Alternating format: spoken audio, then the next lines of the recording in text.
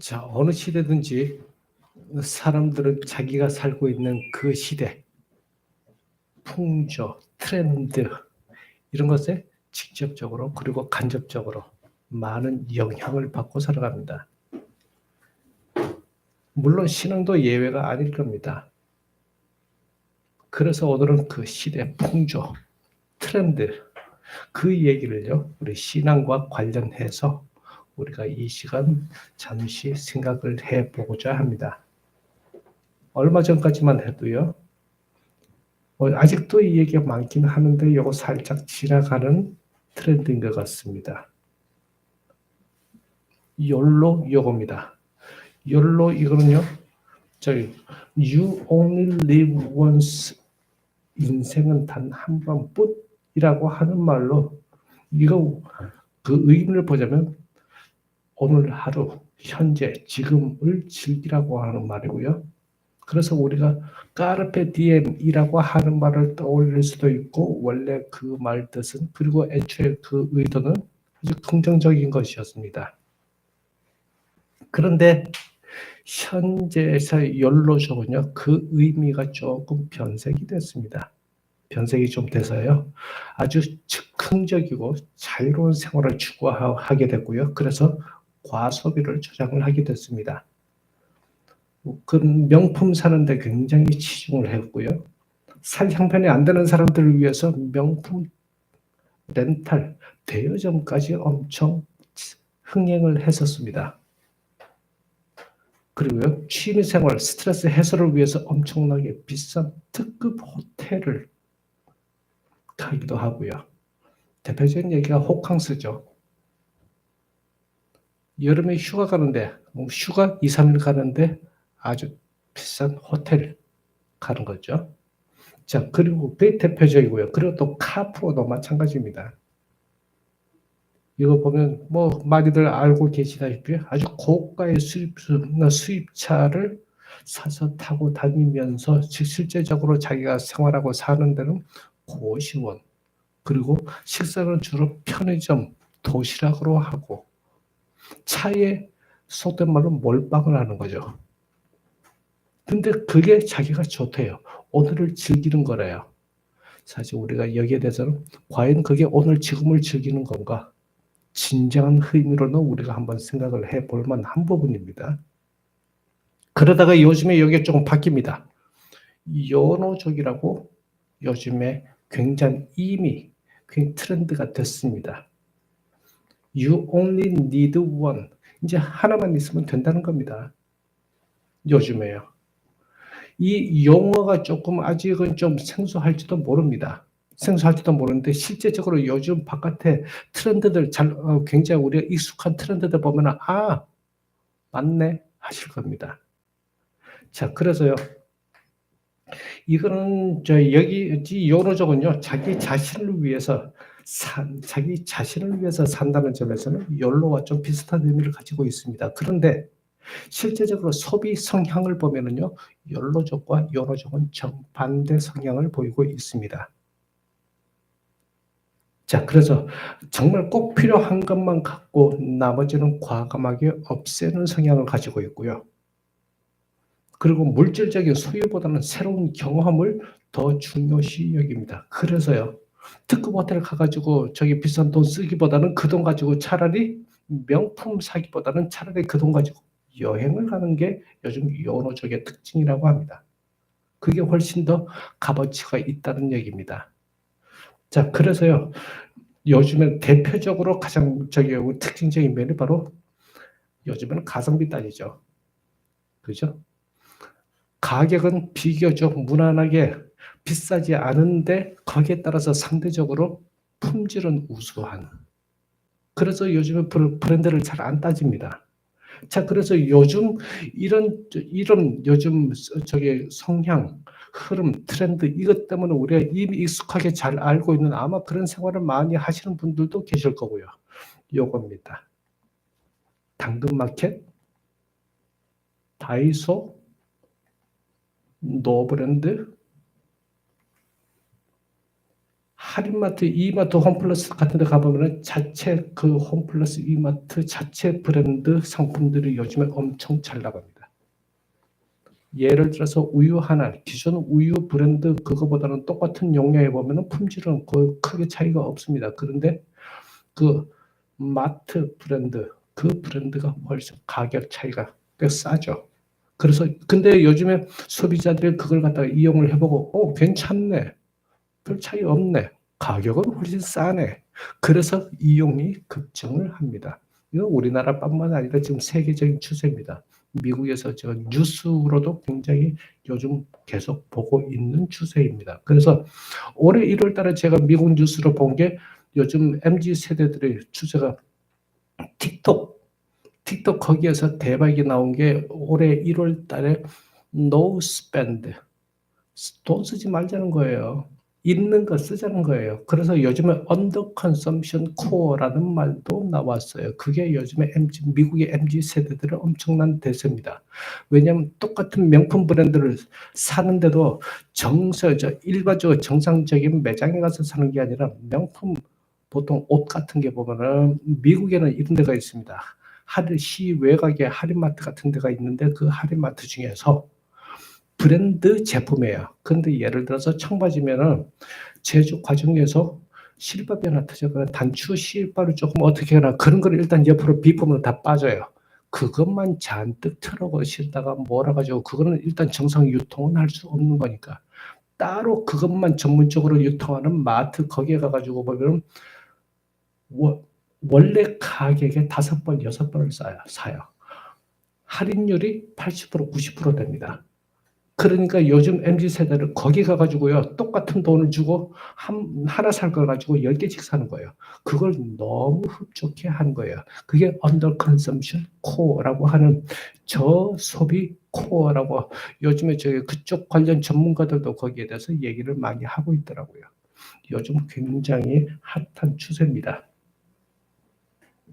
자, 그래서 이런 시대적 분위기 트렌드 가운데서요, 우리 신앙인들은 어떻게 사는 것이 올바른 신앙의 기초 위에서 흔들림 없이 잘 살아갈 수 있을지 우리가 다시 한번 신중하게, 다시 한번 말씀과 기도 위에서 우리가 다시 한번 되짚어보고 매 순간 그렇게 해야 될 걸로 생각이 됩니다. 트렌드는 수시로 바뀌죠.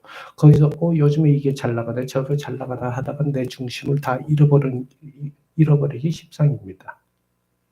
자, 그래서 오늘 본문으로 한번 보시면은요. 자, 바울이 로마서를 쓴 시기는 예수님께서 부활 승천하신 지 한 30년 채 안 되던 AD 기원 후 57년에서 58년 그 정도로 보통 얘기가 됩니다. 그게 로마서를 쓴 시기예요. 이 로마서를 쓴 시기, 그때 그 시기는요, 그 전으로 기원전 27년 정도부터 해서 그 이후로 기원 후 180년 정도, 약 200년 정도 되는 시기입니다. 이때가 로마 제국에서 팍스 로마나 로마의 평화 시기라고 역사적으로 아주 중요하게 거론되고 있는 바로 그 시기입니다. 이때는요, 로마가 가장 평화롭고 안정적으로 그리고 또 경제적으로 아주 호황을 누리고 있었던 시기입니다. 쉽게 말해서 로마가 제일 잘 나갈 때라는 얘기입니다. 자, 바로 이런 분위기가 한창이던 바로 한창 그 한가운데 그 시대에 로마서가 쓰여졌습니다. 그래서 우리가 로마서 그런 시대 한가운데 살고 있는 우리 신앙인들을 위해서 바울이 쓴 편지를 이해를 하기 위해서는 이때 당시에 분위기, 정치, 경제, 사회, 문화 그런 뒷 배경을 간단하게나마 한번 우리가 이해를 해보는 게 좀 큰 도움이 될 것 같습니다. 오늘 우리 본문을 다시 한번 함께 읽어보겠습니다. 자, 함께 읽어보겠습니다. 시작. 형제 여러분, 그러므로 나는 하나님의 자비하심을 힘입어 여러분에게 권합니다. 여러분의 몸을 하나님께서 기뻐하실 거룩한 산 제물로 드리십시오. 이것이 여러분이 드릴 합당한 예배입니다. 여러분은 이 시대의 풍조를 본받지 말고 마음을 새롭게 함으로 변화를 받아서 하나님의 선하시고 기뻐하시고 완전한 뜻이 무엇인지를 분별하도록 하십시오. 여기서 우리가 특별히 눈여겨볼 부분은 바로 여기입니다. 성도들이 드릴 합당한 예배. 이걸 우리 바울은 이렇게 얘기를 합니다. 여러분의 몸을 하나님께서 기뻐하실 거룩한 산 제물로 드리십시오. 그것이 바로 하나님의 선하시고 기뻐하시고 완전한 뜻이라고 얘기를 하고 있습니다. 그러면 이게 바울이 좀 더 구체적으로 가장 유념해야 될 일을 말하고 있는데요. 이 합당한 예배를 위해서 가장 먼저 첫 번째 해야 될 것 바로 이겁니다. 이 시대의 풍조를 본받지 말고.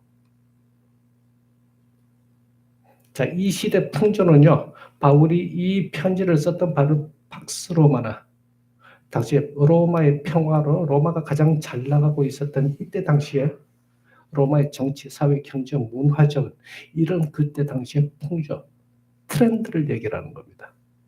그 사회 요즘에 사회적으로 분위기가 이러니까 이런 사회 분위기에 여차 휩쓸리기 쉬우니까 이거 조심하라는 겁니다. 그러다가 신앙 다 속된 말로 말아먹는다는 얘기입니다. 자, 그래서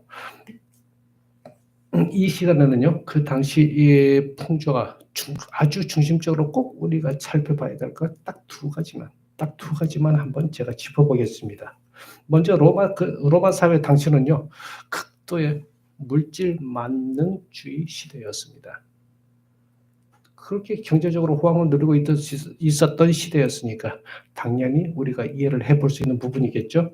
이 시대는요, 로마가 지중해를 로마의 호수라고 부르면서 지냈던 시기입니다. 이게 조금 막연할 수 있습니다. 이게 지중해를 로마의 호수라고 그러는데 그게 무슨 의미인가? 조금 막연할 수도 있는데 이 지도를 보면은요, 조금 이해가 조금 더 되실 것 같습니다. 여기 지도를 보면은요, 한가운데 여기 로마가 있죠.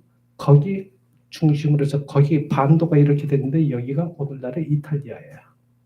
그 오른쪽으로 살짝 가면은요, 마케도니아하고 그 밑에 아테네, 우리 익숙한 이 도시 지명 이름들이 나오죠. 마케도니아 저기가 알렉산더가 저기 출신이고요. 출발지입니다. 알렉산더 대제대왕. 그리고 아테네 이쪽이 오늘날 우리가 알고 그리스고요. 오른쪽으로 조금 더 가면은 콘스탄티노플이 있죠. 저기는 오늘날 터키입니다. 터키 티르키예로 이름을 바뀌었죠. 그 수도 이스탄불이 바로 여기입니다. 콘스탄티노플. 조금 내려가면 우리가 너무 잘 아는 예루살렘이고요. 그 밑으로 보면 여기는 아프리카 북쪽에 이집트하고 이쪽에는 누비디아, 이쪽은 아프리카 지역이에요. 살짝 올라가면 여기는 히스파니아라고 있는데 여기가 스페인 지역이에요. 바로 갈리아라고 있는데 갈리아가 여기가 프랑스입니다. 그 위쪽으로 조금 더 올라가면은 게르마니아 이쪽 위쪽은 다 독일이죠. 빨간 선으로 이렇게 딱 선이 그어져 있죠. 팍스 로마나 시대의 로마 제국의 영토였습니다. 이쪽을 다 점령을 해버렸습니다. 그리고 그 한가운데 있는 게 여기가 지중해예요. 이 지중해란 말이에요. 땅 지자의 가운데 중자를 씁니다. 그래서 육지, 땅 한가운데 있는 바다라고 해서 지중해예요. 이 지중해, 이 얼마나 큰 이 넓은 곳에 이 지중해 이게 얼마나 큰데 이게 로마의 호수래요. 얼마나 그 제국의 힘과 그 규모가 컸는지 우리가 짐작을 해볼 수가 있습니다. 자, 이런 상황에서요, 이 지중해를 둘러싸고 있는 이 엄청나게 많았던 이 나라들을 갖다가 다 점령을 해가지고 로마 제국으로 다 만들어버렸습니다. 오늘날의 유럽, 중동까지, 아프리카까지. 자, 그래서 이 지중해를 로마의 호수라고 불렀던 건데, 그러니까 이 지중해를 마음대로 이제는 뭐 누구 거리낌 없이 누구의 저 외세 침략, 방해 없이 마음대로 왔다 갔다 할 수 있었고 당연히 무역이 발달했던 겁니다. 그래서 경제적으로 굉장히 호황을 누렸습니다. 이 경제적 부유함 시대를 상징적으로 잘 표현해 주는 상징물이 우리가 잘 아는 게 있습니다. 대표적으로 이걸 보면은요, 알 수 있는데 바로 요겁니다. 콜로세움, 원형 경기장이라고 그러죠. 우리가 영화 벤허에 보면 맨 마지막에 정말 그 유명한 마차 경주가 나오는데 바로 이 원형 경기장에서 치러진 마차 경주예요.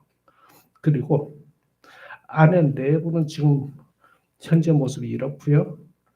그리고 멀리서 보면 이렇습니다. 자, 그리고 이 영화 글래디에이터 혹시 보셨나요? 거기 검투사들 시험 나온 것이 바로 또 여기 콜로세움이에요. 원형 경기장입니다. 자, 이 원형 경기장은요, 사회, 정치, 경제적으로 아주 중요한 의미를 가지고 있는데 일단 여기에서요, 이벤트가 한번 딱 생기면 이벤트라고 하면 뭐 마차 경주, 검투사 경주 여기에서는요 가운데 물 채워넣고 수중전도 하고 정말 그 종류가 상상을 초월할 정도였어요. 그죠? 나중에 네로 시대 때는 기독교인 박해하는 걸로 여기가 쓰여졌죠. 기독교인들 가운데 놔두고 사자 풀어가지고 잡아먹게 하고 그다음 원형 경기장 여기서 다 그런데 그게 일반 사람들의 볼거리가 됐던 거예요. 이벤트였습니다. 우리나라 저 스포츠 상암 경기장에서 야구 축구하는 거 똑같은 거의 축구지.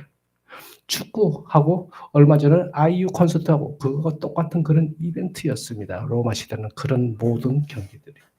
자, 그러다 보니까 이거 한번 이벤트 한번 벌어지면은요 수천 명의 사람들이 엄청나게 모입니다. 당연히요 경제적 지역 경제에 파급력이 엄청납니다.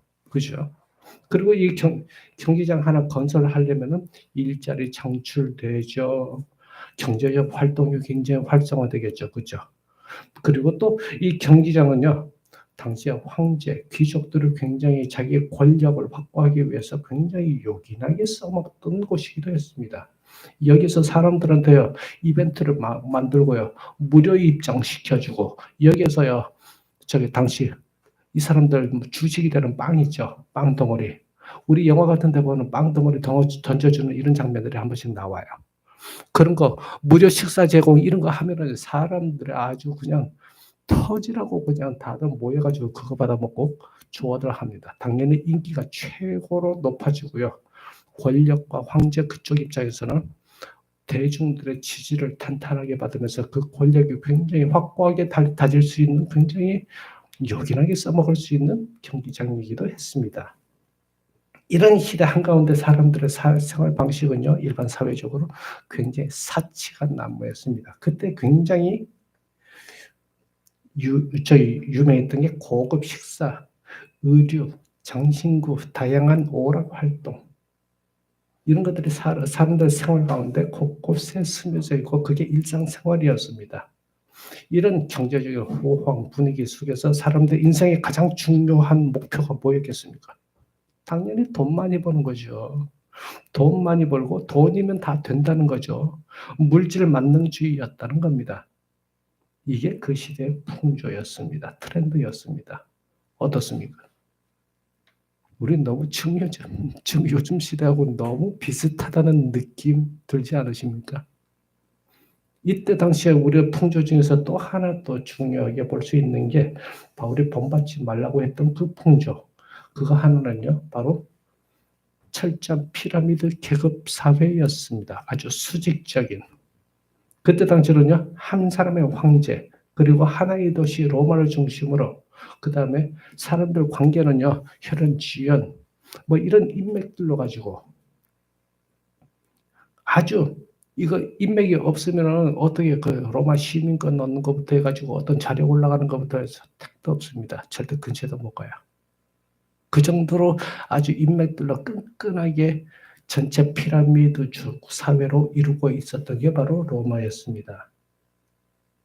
이게 또 대표적으로 또 이런 문화적인 측면을 우리가 볼 수 있는 게 그때 로마 시대는요, 바로 이전 시대인 저기 헬라 시대, 그리스 문화를 갖다가 굉장히 고급 문화로 치면서 일반 생활 가운데서 굉장히 특히 있는 사람들은 그리스 문화를 완전 생활화했었던 시대예요. 심포지엄 아시죠?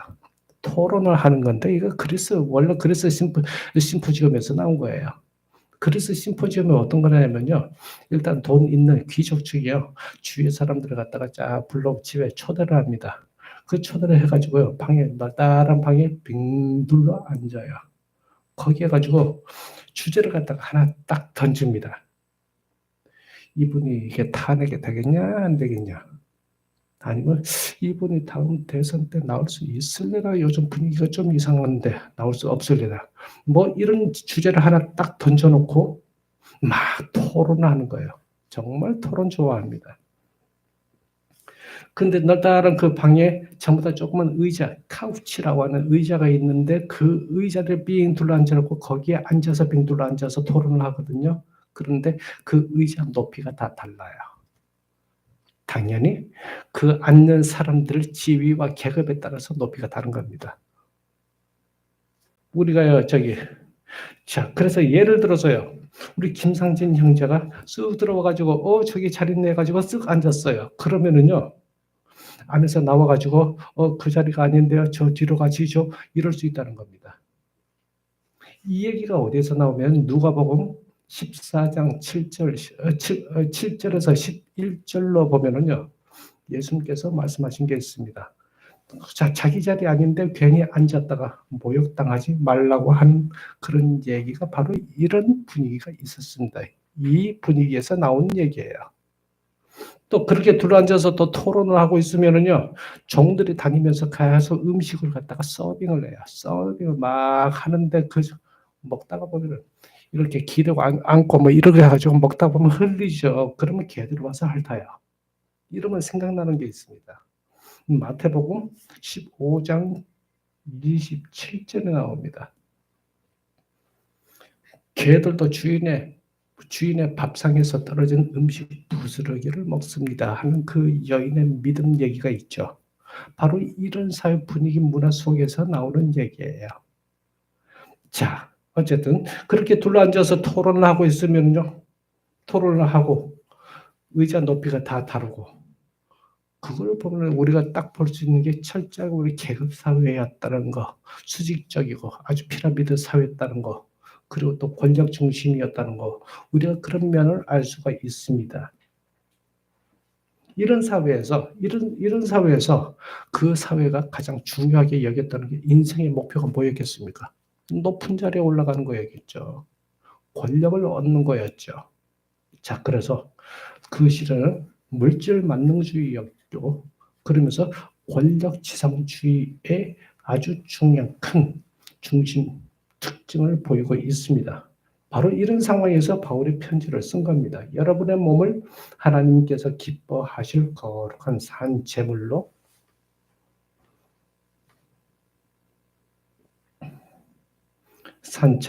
드려야 할 것입니다. 그게 바로 합당한 예배라고 하는 겁니다. 그리고 그것을 위해서 제일 먼저 해야 할 것이 이 시대의 풍조를 본받지 말라고 얘기를 한 게 바로 이런 사회적인 상황, 분위기, 풍조, 트렌드 가운데서 한 얘기입니다. 물질 만능주의, 권력 지상주의, 이걸 경계한 얘기죠.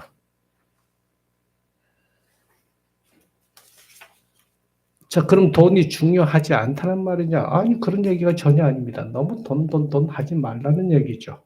그리고 돈을 버는 데서 멈추지 말라는 얘기입니다. 그리고 또 사회생활, 조직생활, 그러면 하지 말라는 거냐? 물론 그 얘기 아닙니다. 바울이 오늘 본문에서 얘기를 하고 있는 거는요, 결국에는 경제생활, 사회생활 열심히 해야죠. 열심히 하시고 그 안에서 그리고 난 다음에 거기에서 열심히 해서 자기가 얻은 거 거기에서 멈추지 말고 그 얻은 걸 가지고 그 다음에 자기가 받은 은혜와 선물대로 성실한 삶을 살고요. 그런 가운데서 나눔과 사랑을 실천하면서 살아가라는 얘기를 계속 이어가고 있는 얘기입니다. 그게 바로 합당한 예배라고 하는 거고요. 내 자신을 산 제물로 하나님께 바치는 거라고 드리는 거라고 그렇게 얘기를 하고 있는 부분입니다. 오늘 보시는 우리 본문 이후로 로마서 12장 오늘 1절, 2절을 보셨는데 조금 저 뒤로 6절부터 보면은 그 구체적인 얘기가 나와 있습니다. 자, 그 내용을 우리 함께 읽어보겠습니다. 시작. 하나님께서 우리에게 주신 은혜를 따라 우리는 저마다 다른 신령한 선물을 가지고 있습니다. 가령 그것이 예언이면 믿음의 정도에 맞게 예언할 것이요. 섬기는 일이면 섬기는 일에 힘써야 합니다. 또 가르치는 사람이면 가르치는 일에, 권면하는 사람이면 권면하는 일에 힘쓸 것이요. 나눠주는 사람은 순수한 마음으로, 진수한 사람은 열성으로, 자선을 베푸는 사람은 기쁜 마음으로 해야 될 것입니다. 여기에서 우리 이런 부분을 딱 눈여겨볼 필요가 있습니다. 예언이 있고요, 섬기는 일이 있고요, 가르치는 일이 있고, 권면하는 일이 있고, 나누어 주는 일이 있고요, 지도하는 일이 있고, 자선을 베푸는 일. 물론 이것 말고도 많을 겁니다. 하나님께서 우리에게 주신 은혜, 저마다 각기 다른 신령한 선물은 두 가지 측면에서 볼 수가 있는데요. 그 중에 하나가 바로 이거입니다. 쉽게 말해서 우리가 늘 얘기하고 있는 자신이 받은 탤런트를 얘기하는 거죠. 거기에 꼭 열심히 그걸로 주위에 많이 나누고 베푸고 그걸로 섬기라는 거죠. 그럼 일단 자기 탤런트 소중히 잘 키워야죠. 그죠? 자, 그리고 그거 탤런트 말고도 우리 오늘 성경 본문에는 나오지 않은 한 가지가 더 있습니다. 주님께서 우리에게 주신 은혜, 선물. 그건 뭐냐면요.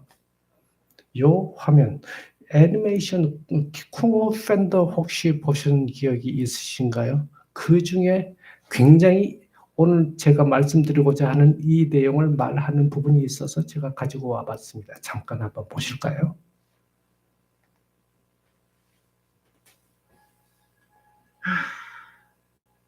I probably sucked more today than anyone in the history of Kung Fu, in the history of China, in the history of sucking. Probably. 5. Man, you should have seen them. They totally hate me. Totally.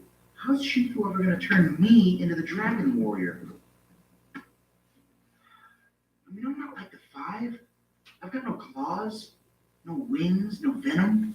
Even Mantis has those thingies. Maybe I should just quit and go back to making noodles. Quit, don't quit. Noodles, don't noodles. You are too concerned with what was and what will be. There's a saying. Yesterday is history. Tomorrow is a mystery, but today is a gift. That is why it is called the present.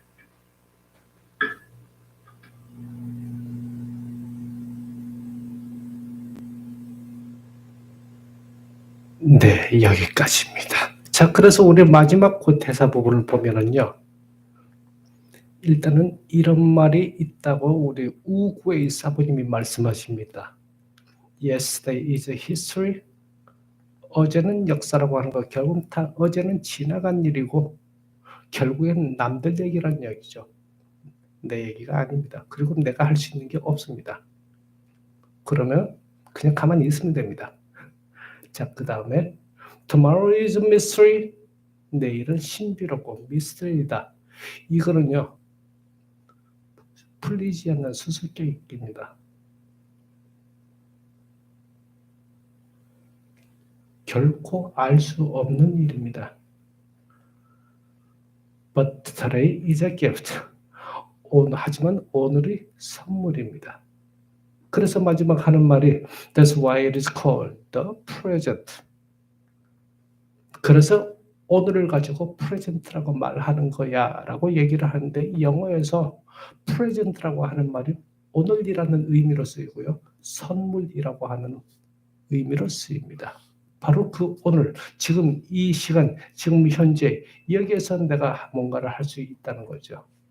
거기에 내 뭔가 탤런트, 그 여태까지 가지고 있는 우리 주님께서 받은 그걸 사용할 수 있는 시간은 지금 현재뿐이에요. 그래서 지금 현재 바로 우리가 있는 이 시간 지금 그리고 내 삶의 자리 매 순간순간 내 어디에 있든지 그 삶의 자리 거기가 내가 뭔가를 할 수 있는 우리 주님께서 주신 시간적인 선물이고 은혜라는 겁니다. 자, 그래서 오늘 말씀 마무리해 보겠습니다. 바울이 지금 얘기를 하고 있는 그 합당한 예배란 무엇인가? 세상 풍조, 시시각각 변하는 그 세상 풍조에 흔들리지 말고 우리 하나님을 바라보면서 우리 주님께서 우리에게 주신 은혜, 그 선물, 다시 말해서 주님께서 우리 각자에게 주신 그 선물, 달란트대로 지금 각자의 삶의 자리, 지금 현재 바로 지금 이 시간, 어제도 아니고 오늘도 아니고 어제도 아니고 내일도 아니고 바로 지금 이 순간에 매 순간마다 우리가 사랑으로 나누고 실천하며 그럼으로써 우리의 믿음과 하나님을 향하는 이 마음이 더욱 커져감으로 주님께 더욱 큰 은혜와 복을 받을 수 있는 저와 우리 모두가 되기를 간절히 소원합니다. 다 함께 기도드리겠습니다. 주님, 이 시간 이 자리에 모여 당신의 말씀을 나누고 깨닫게 하시는 것 감사드립니다. 받은 은혜의 선물을 우리가 기억하고 받은 그 달란트로 교회와 가정과 직장 그리고 그 외 모든 우리의 각자의 삶의 자리에서 나누고 사랑하는 것을 오늘 바로 지금 그리고 매 순간순간 실천하는 것이 내 몸을 하나님께서 기뻐하시고 거룩한 산 제물을 드리는 것이며 그것이 바로 합당한 예배인 줄을 깨달아 믿고 그렇게 살아가는 우리가 되게 하옵소서. 늘 함께 동행하시는 주께서 더욱 도와주옵소서. 감사드립니다. 예수 그리스도 이름으로 기도드립니다. 아멘.